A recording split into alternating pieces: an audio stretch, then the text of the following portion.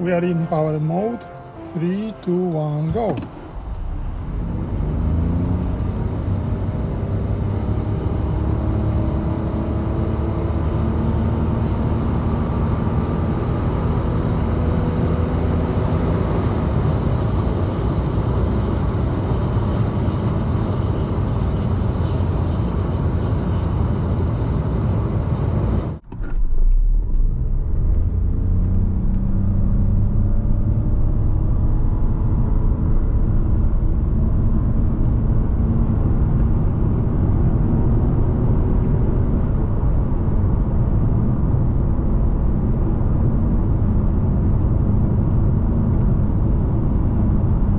Unfortunately, the specification is not in favor of Toyota Yaris. Official figures show 11.8 seconds to 100 km per hour, which is a bit slow. Basically, all the competitors managed to tune the acceleration a bit better. But what do you think? Is the performance score good enough to live with? Please let me know in the comment section.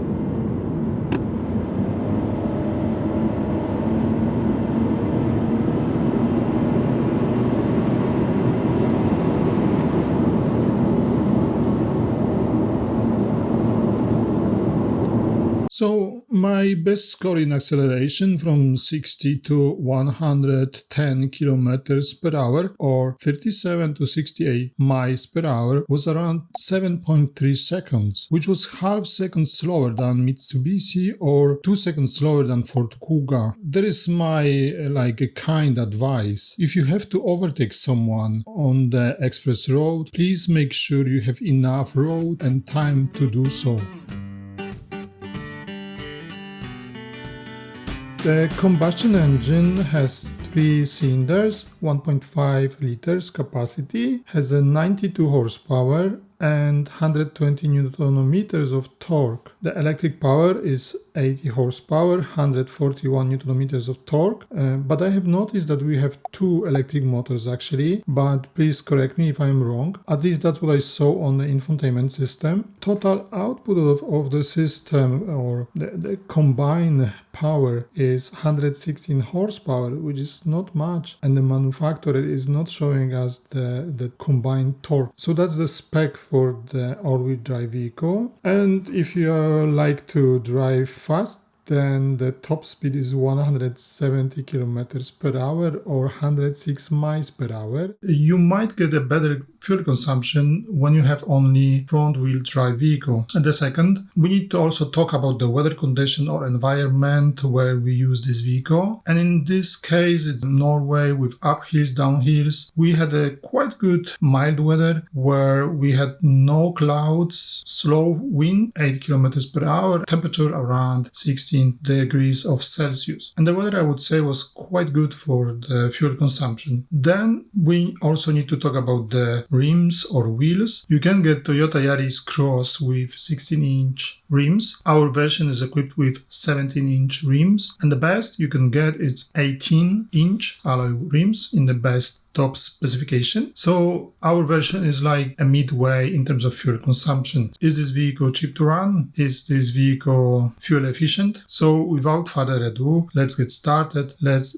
get into the test, and I will show you how the car was set up to start the test. Welcome in my fuel consumption test on the highway. We are going to drive 90 kilometers per hour, and to do that we would need to reset the statistics. So you can see we are already in eco mode, and to reset average consumption I need to hold this button. Okay, yes, done. We are in EV mode. The battery is around 50%. Yes, it's very small battery, but from the other point of view, how this can be charged if this is less than 1 kilowatt hour. Nevertheless, we will go to the trip information, clear it. I just want you to know that I'm using AC, but the heating is off.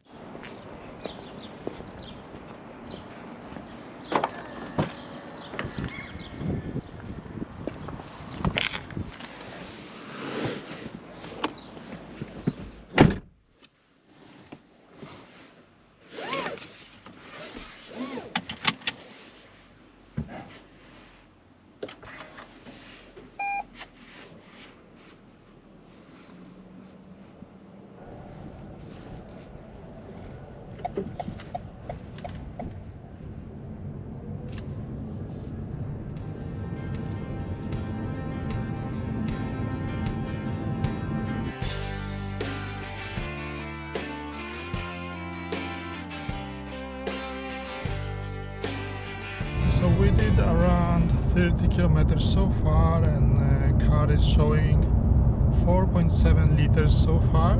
It dropped down from 5 liters on average.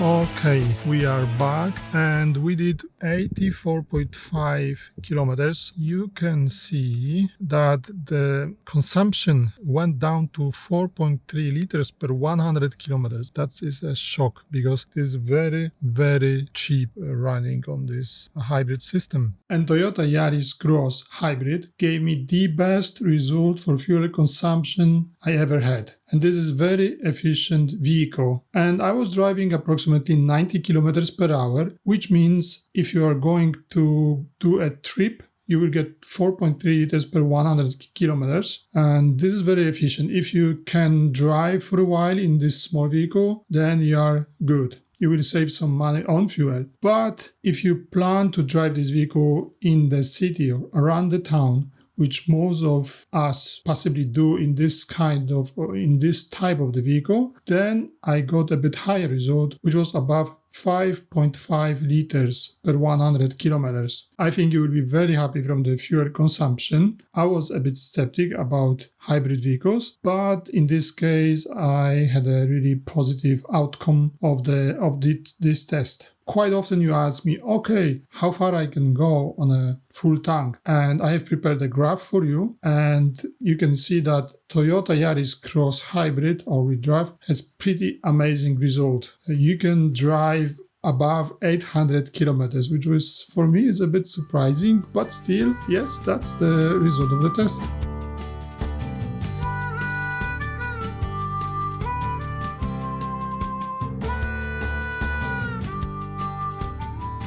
And unfortunately the sound for the video from the test is not recorded, but the video itself, it is recorded, so you will see the noise level on my phone. So then I will give you my commentary on the video. Let's start from the 90 kilometers per hour, 56 miles per hour, and as you can see, average noise is between 66-68 decibels, and this is quite high. So on the graph you can see is actually the worst result I had so far. The next step is 100 kilometers per hour, which is 62 miles per hour, and for this test it's not big difference. The average noise is approximately 68 decibels, and I could already feel the noise coming from the mirrors and from the back of the vehicle. Next test is 110 kilometers per hour, which is in this case the fastest speed I could legally drive on the highway in Norway. And for this test I have 69 decibels score for the noise insulation test. And going to the next graph, you can see that this result is the same as BMW X2 25e plug-in hybrid has. The difference between BMW and the Toyota Yaris Cross is that BMW was tested on 19-inch alloys, where Toyota is tested on 17-inch alloys in this case. But keep in mind, for Toyota, you can go down to 16-inch alloys up to 19-inch alloys. So we are in between for this test, which is like a balance between comfort and the look. Bear in mind that BMW is actually more expensive. And also worth noticing, at least in Norway, where there is a winter season, people switch to the winter tires and usually they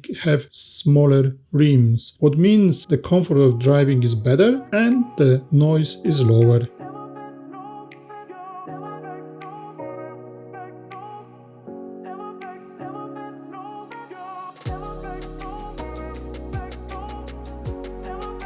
Okay, my driving experience regarding the driving on the highway or motorway, I have a bit mixed feelings regarding the driving experience. I keep in mind the price of this vehicle, and this is the kind of medium version which would be the most reasonable to buy. An active tech has basically everything what you need. Possibly this vehicle would be the best choice first as a second vehicle in the family because of the size, because of the, let's say, quite small fuel tank, but still the car has pretty nice efficiency which let you to drive pretty far away. Or as a city car, let's say in Norway, where in winter the conditions are quite challenging sometimes. The road might get slippery, you might get a lot of snow, there is plenty uphills, downhills. Some people might be afraid that they can stuck in the snow. It's a bit niche vehicle, but if you don't go for the four-wheel drive, this is the mostly city vehicle with higher sitting position, and that's also it's very nice benefit. In my opinion, this well done vehicle with quite decent interior quality. I know that on the video on the screen this might look a bit cheap, but when you are in the car, when you are sitting in the car, it looks quite normal, I would say. I know there is almost everywhere scratchy plastic, but keep in mind the price of the vehicles. If you don't bother about the scratchy plastic being here and there, then the price is justified because it's also a very efficient vehicle. Then the comfort on the driving on the highway, personally, it's not the best vehicle for me because I cannot find ideal position behind the steering wheel. Problem for me is that in this particular version there are missing features of the seats, so I cannot regulate or change the position of the seat too much, and there is no lumbar support. I feel I have a little bit less space for my legs, but I have like a plenty space above my head. So for the longer journeys, this might not be the most comfortable vehicle, I think. But if you are like a shorter person than 1 meter 85 centimeters, then I think you should have really way better experience than me. Also, driving on the highway, car is not really well insulated in terms of noise coming from the road. I can hear the noise coming from the back and noise coming from the side mirrors. But don't get me wrong, it's very decent vehicle. You should be really fine with it, and has a plenty safety features like line keeping assistance, blind spot monitoring, adaptive cruise control, collision avoidance systems, and many others. So you would need to like know where exactly fits the best this vehicle. That's my point. But in general, suspension feels okay, and the feedback from the steering wheel is also decent. And I need to mention that the steering wheel feels very easy to operate, so it gives you a really comfortable feeling of of driving. And big thanks to Toyota Moss for lending me this vehicle. Thanks to them, I could perform a real-world test and share the experience with you, my friends.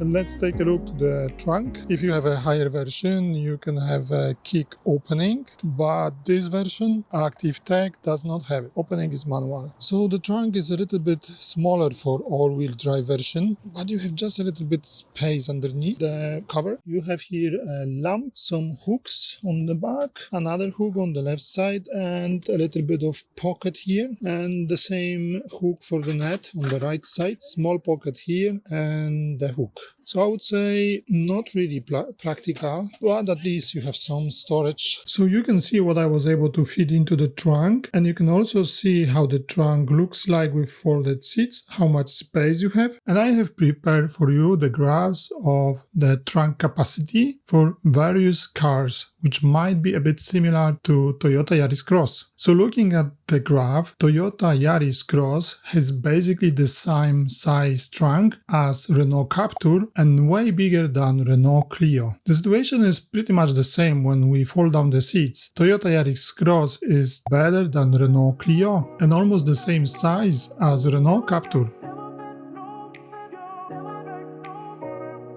If I have my perfect position, I basically have no space on the back. And also these headrests, I think they are a bit too big. They can a bit lock a view for the back passengers. Quite big headrest. So yeah, generally speaking, I could not travel too far in this week, maybe just from point A to B in the town. So yeah, going on the back, scratchy plastic, here a bit of fabric, electric windows, cheap plastic, place for small bottle. As a front passenger, I have actually enough space for my knees, for my legs. And the steering wheel, in general, it feels good in touch, it's fine, very nice stitching around, it's not fat. But down below, this is a bit maybe strange plastic, and the buttons, they are in general fine, but they don't give you really nice tactile feedback or response. This is actually rubberized, but I doubt you can touch it unless you are unhappy with somebody else driving, then you might use it.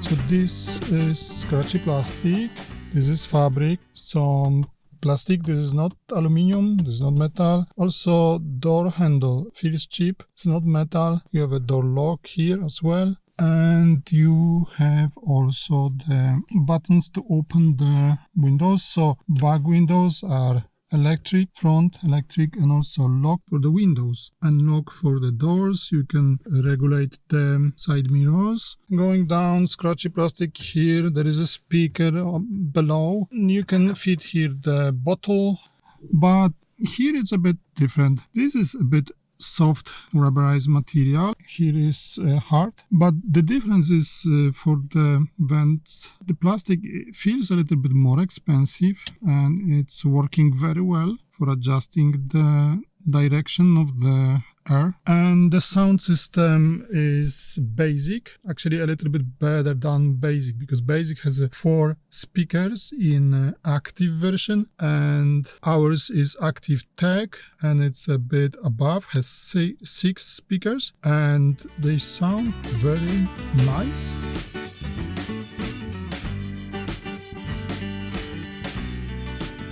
And here you have a climate control unit, automatic air condition. You can change the temperature by half degrees, and ventilation. You have 12-volt socket, and in this version you have heated seats. That's what is actually interesting. It's no medium, it's just low and high. And this is the keeping the speed while driving downhill. Quite interesting. I'm not sure if this is only for 4-wheel drive or all-wheel drive vehicles. Just one USB port. Automatic gear lever. Here you can change for a trailer. Snow, depends from the conditions. If you push it down, it's normal. But this also change the behavior, and you can select drive mode, eco, normal, and power. Turn off differential, and EV mode. Well, some lights here. You have a mirror here without light. So this is rubberized material. This is hard plastic. This is the pad for your phone.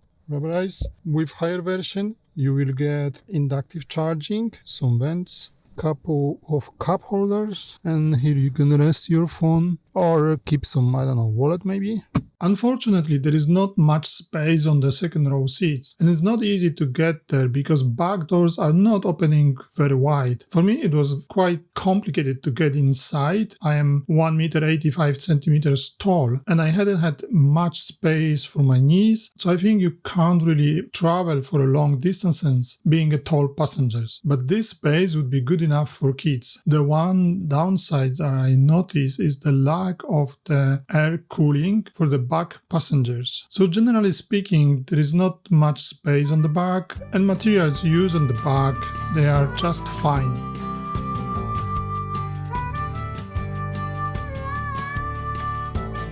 I can tell you that the performance of this vehicle is quite low.